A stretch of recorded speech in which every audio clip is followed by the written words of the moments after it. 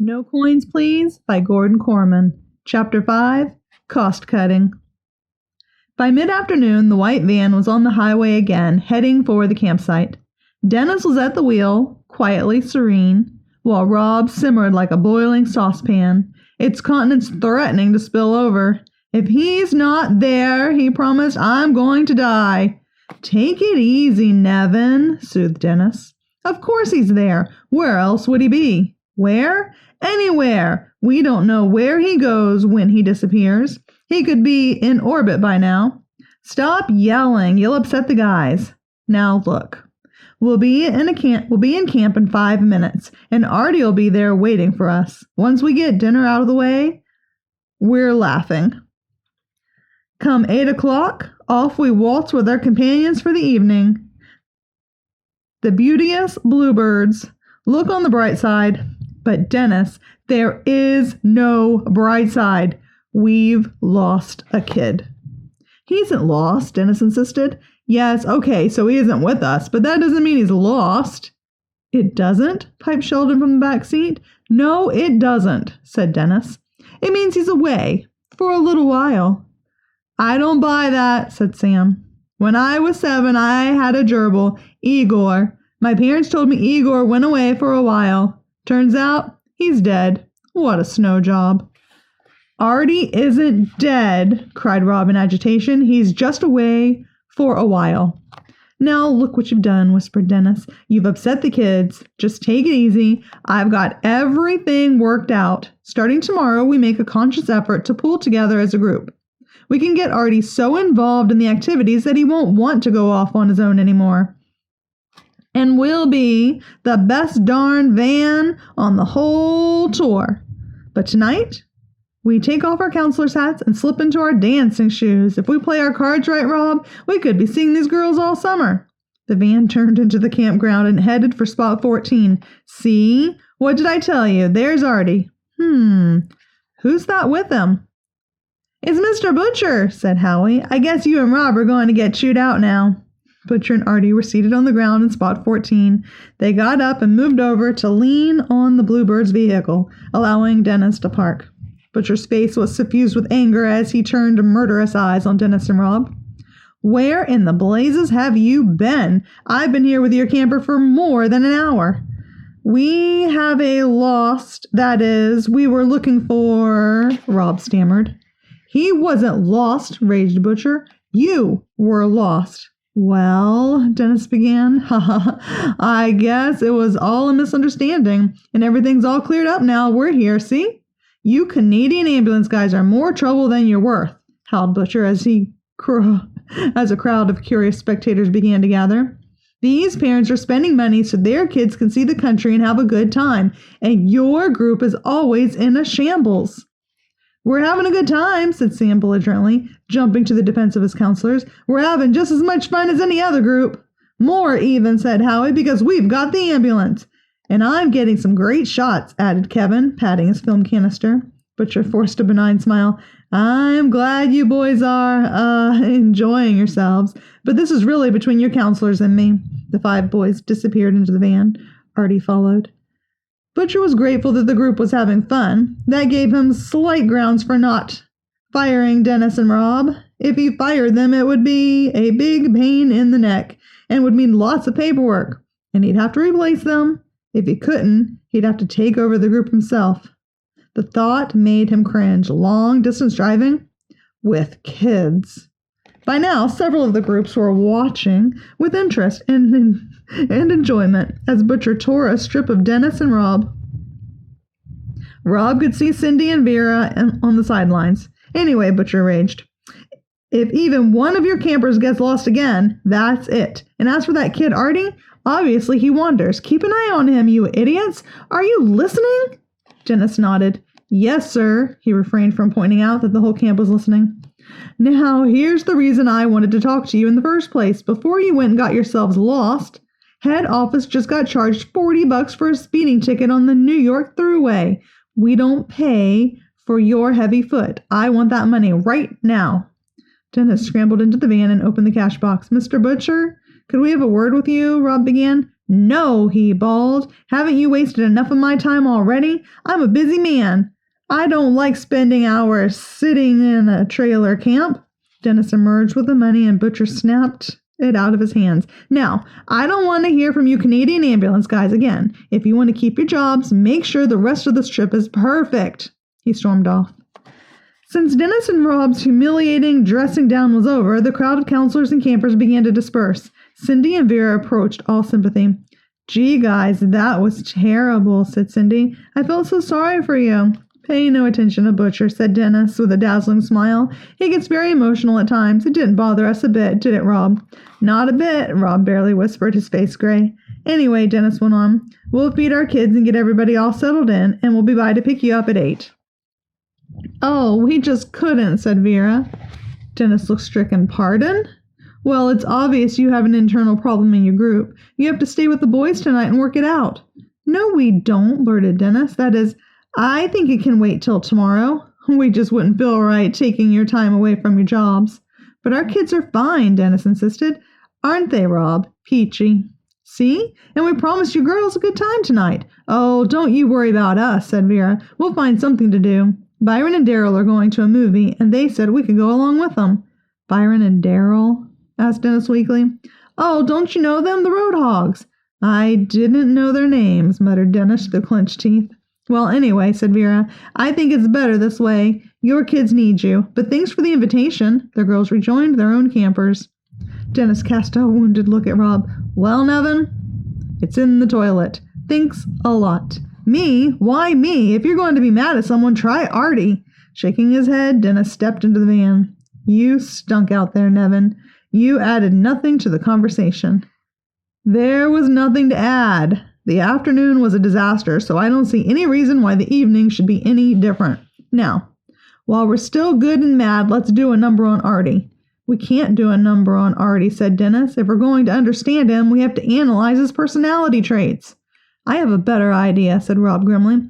You hold him and I'll hit him. Then we'll switch. How's that for analysis? Rob, Dennis was horrified. He's only a little kid. Oh? Of course you remember that these kids are men, so Artie is a man. Yes, a very sick man. Look, said Dennis, I don't see why you should blame Artie because you have no finesse with women. I hope the Road Hogs are properly grateful to you for handing them our dates on a silver platter. The group began to set up the tent. It was as they were preparing dinner that Rob finally blew up. All right, Artie, where were you? Nowhere. Don't give me that. Everybody is somewhere. I want to know where you were. Nowhere much. What were you doing? Nothing. Then why did it take you all day? Traffic. Traffic? From breakfast till afternoon? Traffic? Listen, you. Dennis took over. You know, Artie, don't get me wrong. We respect your individuality, but we can't help being a little hurt when you hardly spend any time with us. So now you've had your little side trips, and we can enjoy the rest of the tour as a group, okay? Artie nodded vaguely. Dennis leaned over to Rob. You see, Nevin, this is how you deal with kids. Speak reasonably and show understanding, and everything's cool. I congratulate you on your sensitivity, said Rob acidly, but until I know where he's been going all this time, I don't intend to be reasonable about anything. Dennis snorted. You're such a pessimist. If Artie disappears again, I will be very surprised. Rob's face twisted. Your surprise will be a great comfort to me. What are we going to do tonight? Asked Howie, reaching for a hot dog. Nothing, snapped Rob. We're going to stay here and lick our wounds and pray that tomorrow will be a better day. There was much honking and waving as the Road Hogs drove out of camp, accompanied by the Bluebirds. For Dennis, it was the bitterest pill of all. Roll 4, exposure 15, Dennis looking glum. Roll 4, exposure 16, Rob looking glum. Roll 4, exposure 17, Dennis and Rob together, both looking glum. Still in disgrace, ambulance groups slunk out of Washington the next morning, heading west on Interstate 70 towards Pittsburgh. As Dennis put it, nothing wipes out a bad reputation better than distance. Rob laughed mirthlessly. What good does that do? Everyone else is moving with us.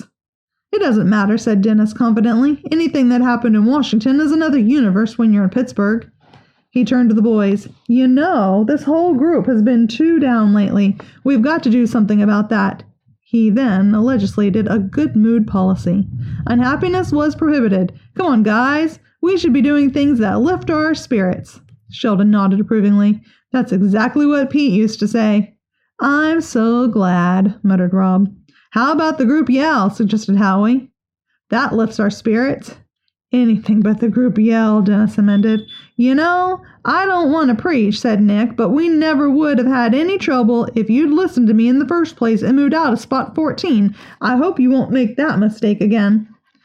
I have an announcement to make, said Rob, who was driving. We have a guest. Everybody meet Artie. He's going to be touring with us today, and from now on without disappearing at all.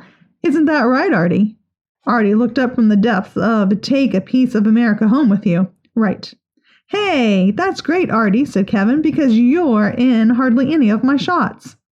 By noon, the group had made Pittsburgh, where they had lunch in a public park and headed for U.S. Steel. Junior Tours had arranged for a guided tour of a steel mill and research laboratory, a young engineer-led ambulance, and 2 other groups through the various facilities. Unfortunately, one of the other crews was Byron and Darrell and the Roadhogs, who peppered the afternoon with ambulance jokes. In spite of this, the campers thoroughly enjoyed the experience, although it was touch and go when Kevin was told he could not bring his camera inside, and Sam, taking his part, lectured the bewildered security guards on the true meaning of freedom. Dennis's mood perked up when the tour reached its end at the U.S. Steel souvenir shop, where he picked up 3 strings of steel beads, a steel bracelet, and a 16-pound block of pure steel. Rob occupied himself with watching Artie, who seemed content to follow the tour. While he appeared interested in the information delivered by the guard, he never asked a question or strayed from his path to see something. Throughout, he kept a purely passive expression on his face. After an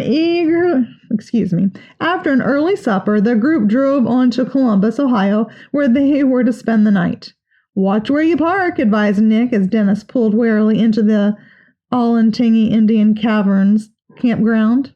Okay, everybody, announced Dennis. We'll set up the tent, and you guys go right to sleep. We've got a big day ahead of us tomorrow. You know, Rob, said Dennis, sitting on the grass in front of the van after the group was bedded down and quiet. There's only one problem with this trip. Wow, said Rob sarcastically. I can hardly wait to hear which one of our many disasters has percolated down to you as a full-fledged problem. We're seeing so many great places and so many great things that it's getting expensive. My money's running out. Do you know that I'm down to $100? Rob was appalled. But I paid all our fines. I got our van out of hock. I've only got $200 left myself. We can't afford to go to California. Where's it all going? Asked Dennis. Rob snorted in disgust. Where do you think? On your head, on your back, on your wrist, around your waist? It's that stupid junk you keep buying. Why did you need that lump you bought at the mall today? But, Rob, it's pure steel. I have to have souvenirs of our trip. Anyway, don't worry. We can always dip into our tour money if we run a little short. Then we'll cut a few costs and no one will know the difference. Butcher will know the difference, Rob reminded him grimly. Probably to the penny. If we go over budget, we'll be killed. Oh, I'm sure we get a few dollars leeway, said Dennis airily. Everything will be great, and now that Artie's giving us no more trouble... I wouldn't exactly put it that way, Dennis. He gave us 24 hours of relative peace. That's the best I can say for him. Who knows what tomorrow may bring? Nevin, you can be so shallow sometimes. Can't you see how we're pulling the group together? Pretty soon, not only will our guys be taking care of Artie, but they'll also be taking care of each other. And the true brilliance of this plan is that it leaves us free to seek some companionship of the female persuasion. You're a dreamer, Rob said sourly. The fact is, this trip stunk on paper and it stinks in reality. Everyone on the tour heard Butcher rip us up. We're the big Junior Tours joke this summer. I don't think you realize exactly how much trouble we're in. We're in the middle of a foreign country with most of our money gone, and one of our kids just does what he pleases whenever he wants to, and we can't stop him. I doubt even the great Pete Ordna could figure his way out of this mess. That's exactly why we're in such great shape right now, Dennis argued. I mean, this is rock bottom. It can only get better. We'll have no more problems with Artie. We'll learn to budget, and we'll have a great trip. Soon everyone will forget about the bad times we had, and the only problem we'll have to deal with is being named the ambulance, which is a drag, but what can we do? Rob looked glum. Dennis slapped him on the shoulder. You see that van over there? They call themselves the Rhode Island Reds. They're from Providence. I think one of them winked at me earlier today. Either that or she had something in her eye. But I'd say the odds are in our favor. We'll get to know them in the next day or so, just hanging out and letting them see what great guys we are. Then in Chicago, we'll be old friends and we can take them out. What about budgeting? Asked Rob. Well, this is a necessity. We can always cut back on something else. Anyway, I'm tired. Let's go to sleep. The brilliance of the morning was dimmed somewhat by the discovery that during the night someone had painted large red crosses on both sides of the white van. The road hogs, seethed Dennis. It has to be them. It's beautiful, breathed Howie reverently. What? Why didn't we think of this? Asked Sam, shaking his head. It's so obvious. Now we really are the ambulance, Sheldon confirmed. But guys, don't you see? They're making fun of us. Sam nodded. True, the road hogs are a bunch of jerks, but they did us a real favor here. It's almost a tribute. Kevin snapped a picture of the newly decorated ambulance. You may as well get used to it, Dennis, Rob sighed, running his finger across the red paint. It's there to stay. A tour of the Olentangy Caves occupied most of the morning. Once again, Kevin was not permitted to take photographs, which caused a bit of a fuss, especially when Sam tried to organize negotiations. Nick made the morning hideous with his repeated warnings that the departed Indians were displeased by the presence of tourists in the caves, and there was likely a curse in effect. This scared Sheldon almost witless. Howie, having got word that there was a science museum in Columbus, paid absolutely no attention to the exhibits and devoted all his efforts to nagging. There, thought Rob, was the curse. Dennis, of course, reserved his enthusiasm for the souvenir shop. Despite warnings of impending bankruptcy, he simply could not leave without a feathered headdress, a tomahawk, a totem pole back scratcher, and, on a reluctant loan from Rob, a junior folding pup teepee. Less than a third of the way to Los Angeles, Dennis was well on his way to being broke. In the afternoon, the group voted to drive around the city to get an overall view of the place. The tally was 6-1, with one abstaining. Howie was still holding out for the Science Museum, and Artie had no opinion, saying, whatever suits everybody suits me. Wow, the drivers around Columbus are awfully friendly, Dennis remarked as they drove into the city. Look at how they move out of the way to let us by. Now this is courtesy. Not quite, said Rob dryly. I think they're pulling over because they see our red crosses. Excellent, crowed Kevin. They think we're a real ambulance. The boys indulged in a lively chorus of the group yell. Oh boy, breathed Dennis as the drivers in the road ahead glanced back, spied the van, and quickly moved over to the curb. I hope there isn't a law against this. I think we're going to find out, said Rob, indicating the police car pulling alongside. The officer waved to Dennis, who waved weakly back, and then drove out in front of the white van and activated his siren. What's he doing? Asked Dennis. Are we under arrest? Through the streets of downtown Columbus raced the police cruiser, its wailing siren, stopping traffic, clearing the way for the ambulance van. Dennis and Rob looked anxiously out the front window. Rob waved frantically, trying to signal the police officer. The campers cheered enthusiastically. They followed the cruiser the wrong way down a one-way street and through a wide driveway marked by a sign which read, Columbus General Hospital. Oh, no, groaned Rob. The police officer got out of his car and stood watching. When no white uniformed attendants burst out of the back door carrying a stretcher, he approached the van and looked inside. What? This isn't an ambulance. Oh, of course not, said Dennis, trying to sound cheerful. You see, we're with Junior Tours, and people seem to think. Seems to me you've got this van painted up like an ambulance, the young officer said peevishly. Well, yes, we have, but that's only because the name of our group is Ambulance, and you have to paint your van, and this is how we painted ours because, Oh, forget it. Roll 4, Exposure 31. Rob standing in line at Columbus City Hall to pay ticket. We were creating a public nuisance. While Rob and Kevin were paying the group's debt to society, Dennis and the boys spray-painted white enamel over the red crosses on the ambulance. Sam was making a great show of not participating as a protest against an unjust law. Scabs, he accused his bandmates.